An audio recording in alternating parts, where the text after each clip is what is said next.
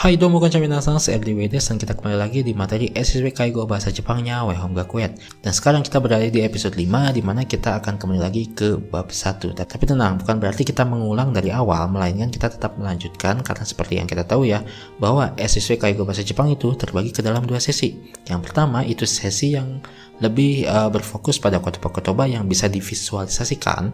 Sementara di sesi kedua ini, kotobanya itu butuh dihafalkan karena memang nggak bisa divisualisasikan gitu. Jadi kita harus mentranslate-nya dari bahasa Indonesia kemudian dihafalkan ke dalam istilah bahasa Jepang gitu ya. Ya untuk lebih detailnya kita bakal bahas lebih lanjut ya di depan ya. Jadi di episode 5 ini kebetulan kita bakal bahas 3 bab sekaligus ya di sesi kedua ini. Jadi tanpa basa-basi lagi kita langsung masuk ke bab satunya aja yuk. Sasato hajimashou. Oke, kita awali dengan Karada no Shikumi no Rikai yang artinya pemahaman tentang cara kerja tubuh gitu ya. Jadi di dunia Kaigo itu ya kita wajib paham banget cara kerja tubuh dari para lansia ini. Misalnya, kenapa mereka lebih gampang capek atau kenapa mereka susah buang air gitu ya. Kita mesti tahu itu semua. Kenapa? Karena dengan ngerti sistem tubuh kayak otot, sendi, pencernaan gitu ya sampai ke dalaman-dalamannya. Jadi intinya biar kita bisa bantu mereka tanpa membuat kondisi mereka makin buruk. Oke, kita lihat dulu hafalan kotoba yang pertama ya. Di sini tertulis karada no naka atau bagian di dalam tubuh. Ini nyangkut bagian dalam tubuh manusia yang harus kita hafalkan ya, kayak jantung, paru-paru, usus dan sebagainya. Kita perlu tahu ini semua karena banyak para lansia yang punya beberapa penyakit dalam ya. Misalnya kayak darah tinggi atau diabetes gitu. Jadi pas kita merawat mereka, kita nggak asal bantu-bantu atau angkat-angkat mereka gitu, tapi kita juga mesti mikir kondisi mereka secara keseluruhan gitu. Jadi inilah alasan kenapa penting banget buat kamu ngafalin istilah-istilah dalam tubuh bahasa Jepang. Jadi kita ntar bisa tahu nih mana yang sakit dan mana yang enggak gitu. Di sini udah ada terlihat gambar ya tubuh manusia, tapi aku coba keterangin juga dalam istilah bahasa Indonesia ya biar kamu bisa hafal secara keseluruhan gitu.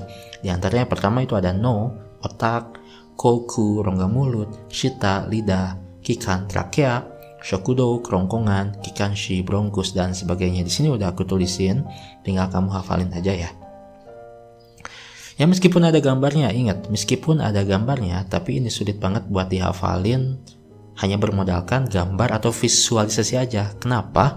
Karena organ-organ dalam ini tuh nggak setiap hari kita lihat dalam kehidupan sehari-hari, gitu kan? Jadi mau gak mau, kamu harus hafalin istilahnya baik dalam bahasa Indonesia maupun bahasa Jepang, gitu. Oke, kita masuk ke hafalan yang kedua. Di sini tertulis ada Taicho kakunin nado de shio suru kotoba atau kosakata yang digunakan untuk mengecek kondisi tubuh. Kondisi tubuh siapa? Ya tentu aja kondisi tubuh para lansia, ya. Contohnya kayak ada pusing nggak, ada perutnya sakit nggak gitu, susah BAB atau enggak gitu. Ya kita pakai bahasa ini pas ngobrol sama lansia atau pas catat kondisi mereka biar laporan ke suster atau ke dokter atau ke keluarga lebih jelas aja gitu ya. Nah makanya sebelum masuk ke percakapan kita mesti hafal dulu nih istilah-istilah kondisi tubuh dalam bahasa Jepang, termasuk penyakit ya. Misalnya ada hakike, ada tan, ada netsu gitu, dan sebagainya. Ya daftar kotobanya juga udah aku tulis di slideshow, jadi tinggal kamu hafalkan aja atau screenshot aja kalau perlu gitu ya. Oke, terus ini juga masih ada kosakata kondisi tubuh yang kedua. Bedanya ini lebih ngasih hafalan kotoba tentang penyakit berat ya.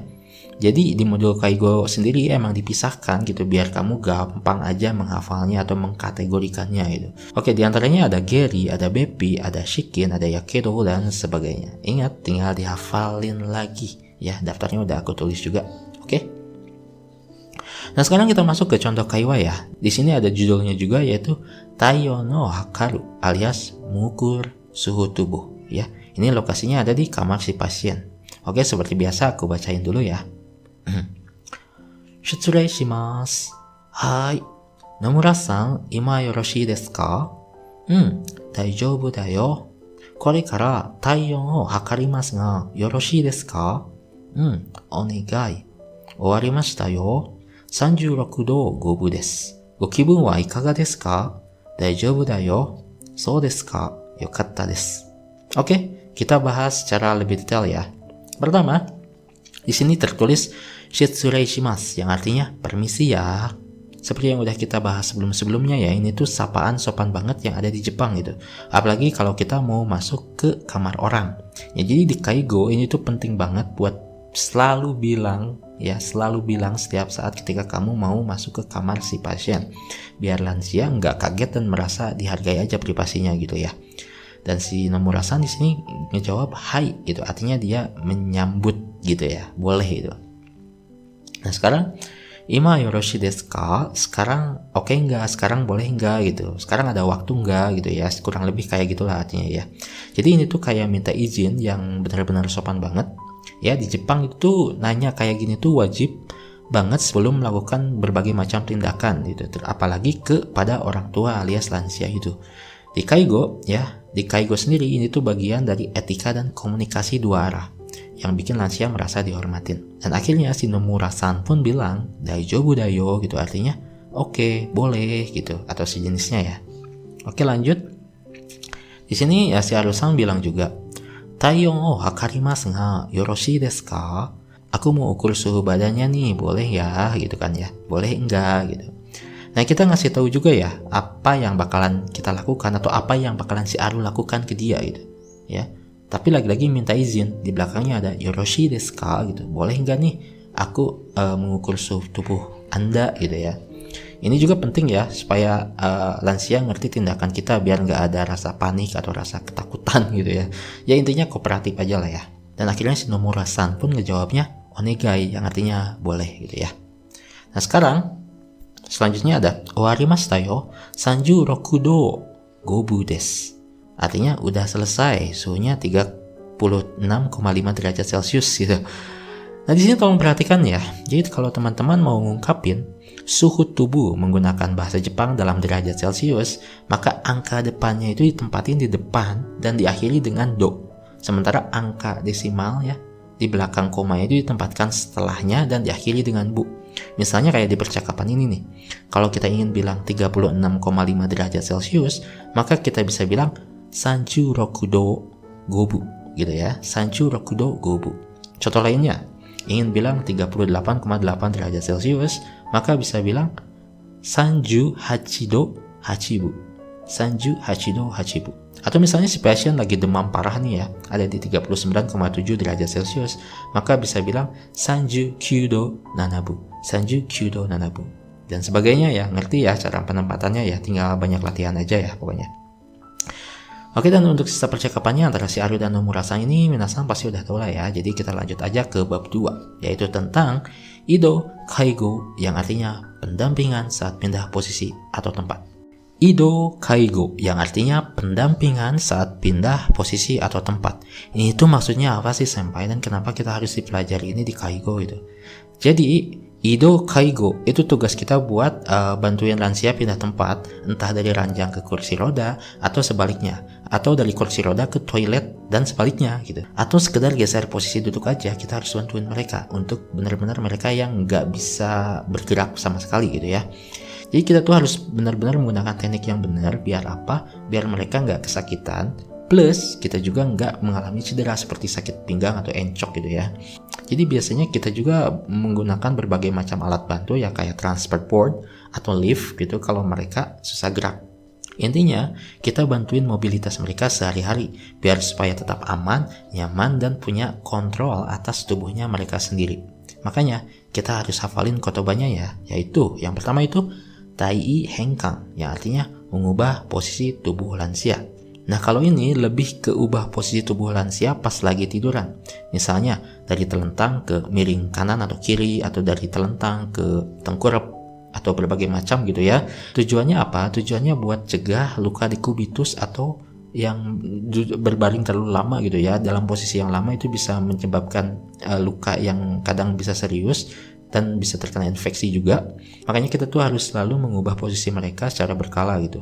Sekaligus ini juga membantu mereka untuk melancarkan peredaran darah secara berkelanjutan gitu. Jadi ini tuh penting banget buat lansia ya, yang udah nggak bisa gerak sendiri, apalagi yang 24 jamnya itu tiduran terus. Ya walaupun kelihatannya kayak simple banget gitu ya, cuman pindahin doang, tapi kita tuh harus tetap ekstra hati-hati biar mereka itu nggak mengalami rasa sakit atau bahkan cedera gitu ya. Di sini ada dua istilah ya. Yang pertama itu istilah mudahnya, yang kedua istilah kedokterannya yang kadang memang sulit banget buat kita hafalkan atau ingat meskipun menggunakan bahasa Indonesia.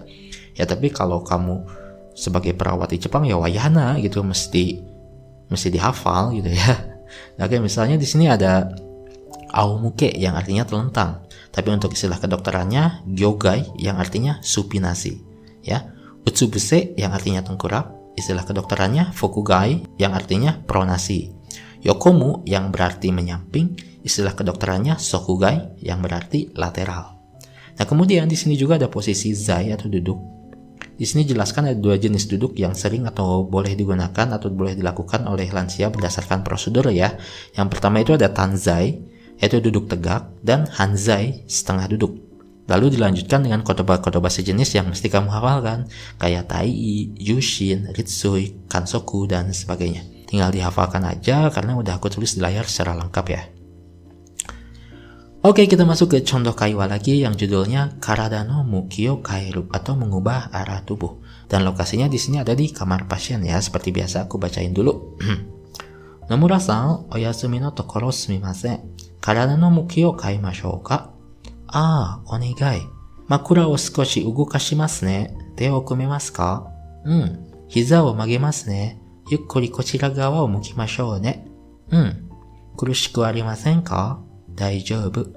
Dewa, yukkuri oyasumi kudasai ne. Oke, kita bahas beberapa yang memang harus dibahas ya. Sekali lagi tolong abaikan logat aku yang agak kaku banget ya.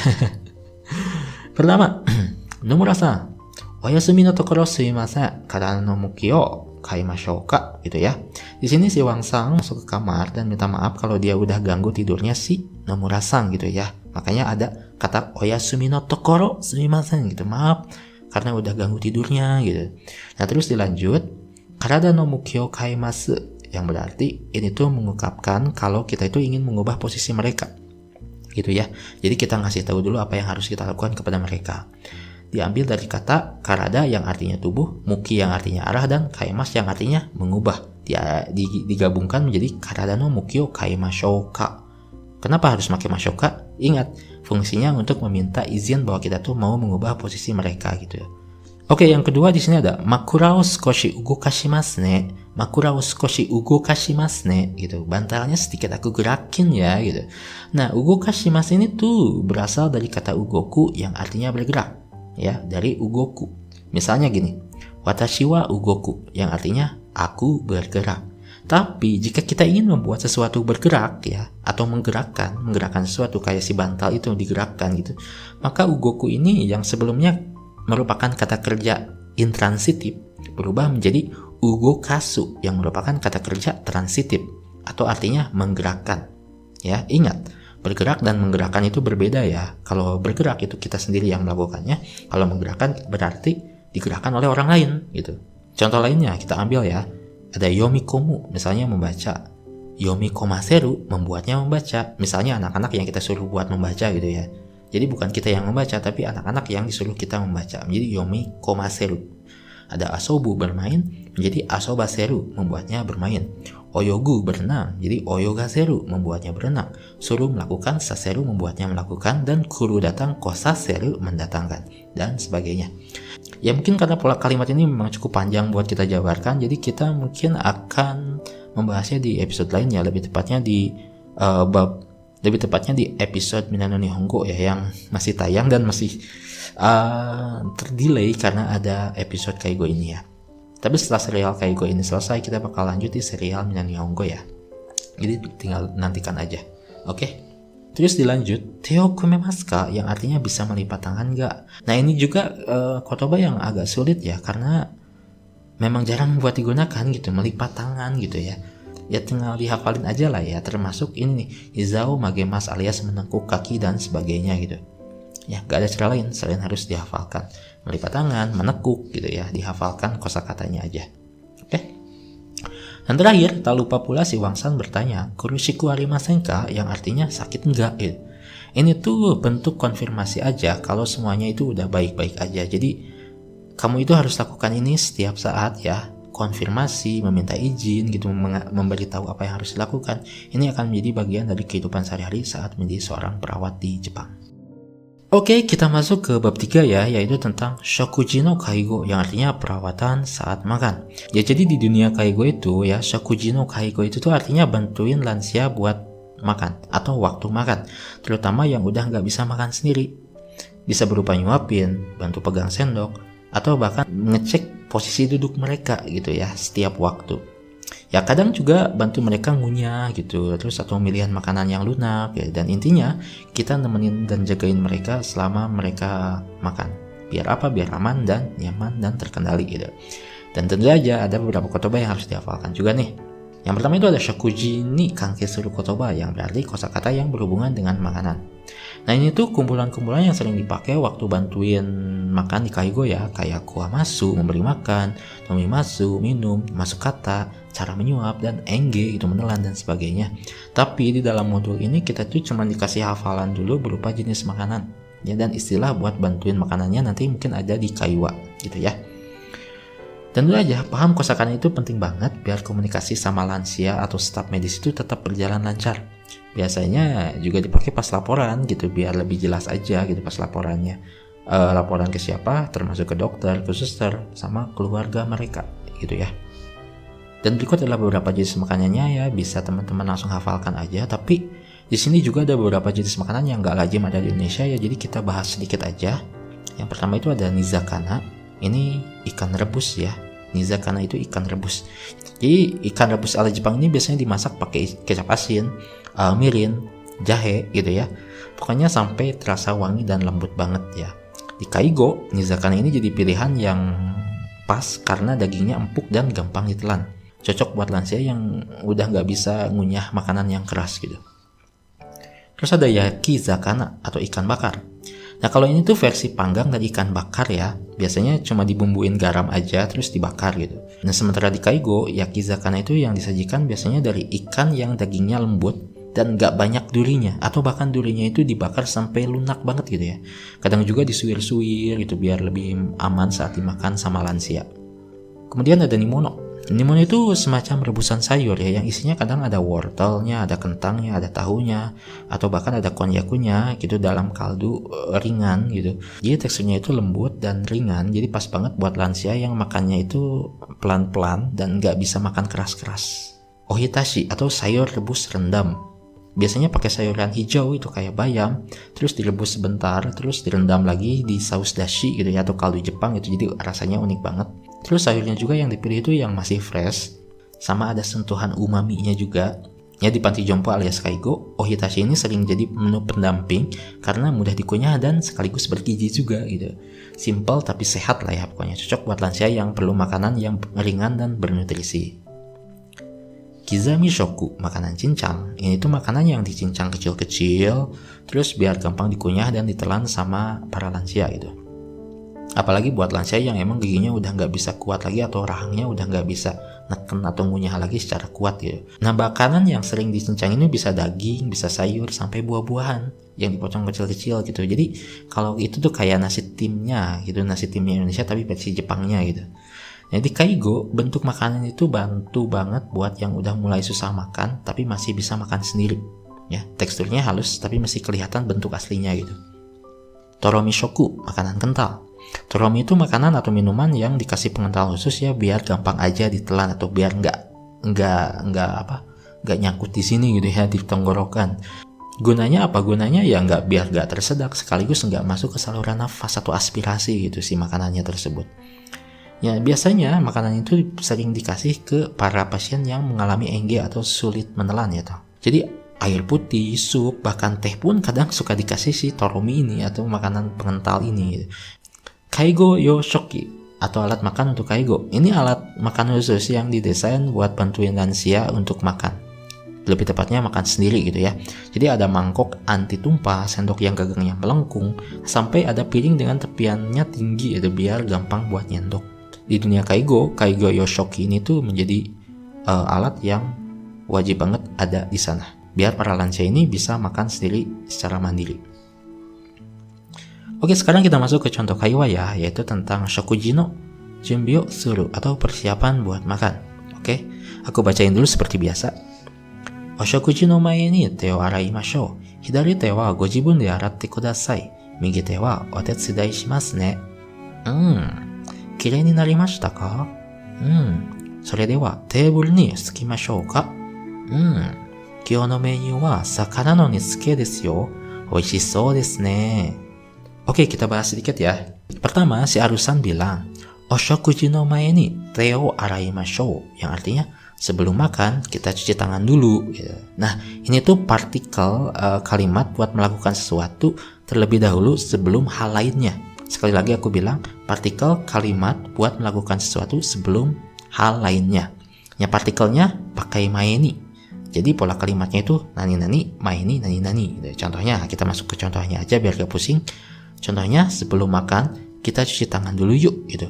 Oshokuji no mae ni te o araimashou. Ya, lihat ya di sini ya. Jadi sebelum makan kita cuci tangan terlebih dahulu gitu ya. Oshokuji no mae ni te o araimashou. Ada contoh lainnya. Di sini ada neru mae ni oinori shite ne. Neru mae ni, sebelum tidur. Oinori shite ne, baca doa dulu ya. Contoh kedua, ofuro ni haeru mae ni, sebelum masuk ke kamar mandi. Fuku o nuide kudasai ne, silakan lepas bajunya ya. Nah gitu ya cara menyusun kalimatnya ya. Silahkan banyak-banyak latihan pokoknya ya. Oke, kita lanjut. Lalu di sini si Arusannya juga nyuruh ke Takahashi-san buat cuci tangan kiri sendiri, tapi giliran tangan kanan dibantu gitu ya. Kenapa? Karena mungkin aja ada salah satu tangan si Takahashi-san yang udah nggak bisa bergerak karena penyakit tertentu, atau mungkinnya seperti yang terlihat di gambar ini ya.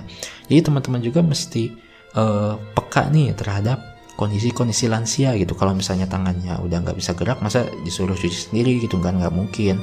Jadi kita juga harus berinisiatif untuk membantu mereka gitu.